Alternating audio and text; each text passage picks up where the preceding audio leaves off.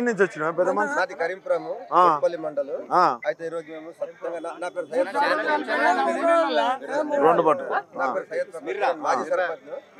అయితే మా ఈ రోజు చూసుకున్నట్లయితే ఈ రోజు ఎవ్వరికి మేము కార్యకర్తలకు మా ఊర్లో గానీ మీటింగ్ ఉండే కానీ అది అలౌట్ చేసినాము. వాళ్ళు స్వచ్ఛందంగా వచ్చారు.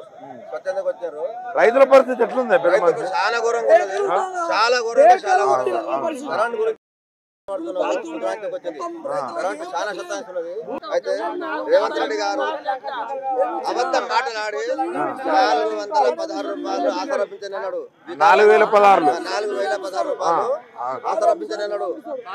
6000 చిల్లరు మన వికలాంగుల పింఛనన్నాడు. మన కళ్యాణ లక్ష్మికి తులం బంగారం 1,00,000 రూపాయలు అన్నాడు.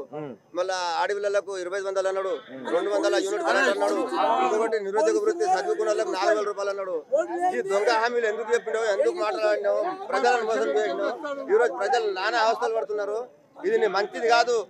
రైతుల నుంచి నువ్వు గేమ్ ఆడినావు. రైతుల అవసరం కొట్టిగా పోదు. దేవుడి గిట్టంగా నచ్చడు. అబద్ధం ఒక్క అబద్ధం ఆడితే 99 నిజాలు చెప్పాలి. 99 నిజాలు చెప్తే ఒకటి నిజం కాదంటే ఒకటి. మరి మార్పు కావాలన్నది మీ రైతులే కాంగ్రెస్ గెలిపించుకున్నారు. మరి ఎట్లా ఉన్నది? మార్పు చేసిండు ఆయన. ఈ మార్పు ఎందుకు చేసిండంటే నేను 99 అబద్ధాలు ఆడతా. మీరు ఎందుకు మోసపోయినటువంటి ఇప్పుడు మీకు మోసపోయి కలిపి ఉన్నది. మీరు మోసపోయారు. 14 సీట్లకి వెళ్తాడట కదా తెలంగాణలో ఆయన. ఈసారి ఆయన ఒక్క సీట్ గిట్టం గెలవాడు.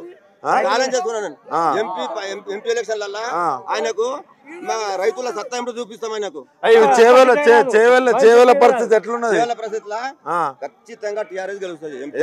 ఎందుకంటే కేసీఆర్ గారు చేసిన అభివృద్ధి పనులను చూసి, కళ్యాణ లక్ష్మి చూసి, ఆసరా పింఛన్ చూసి, షాదీ ముబారక్ చూసి, మరి రైతు రుణమాఫీ చూసి, రైతు బీమా చూసి, మరి అకస్మాత్తుగా చచ్చిపోతే వాళ్ళకి ఆదుకున్నది.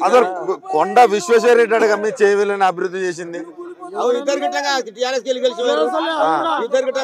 లేదు, నరేంద్ర మోడీని చూసి ఓట్లు వేస్తారు, ఇలా బీజేపీకి వెళ్తుంది అంటాడు.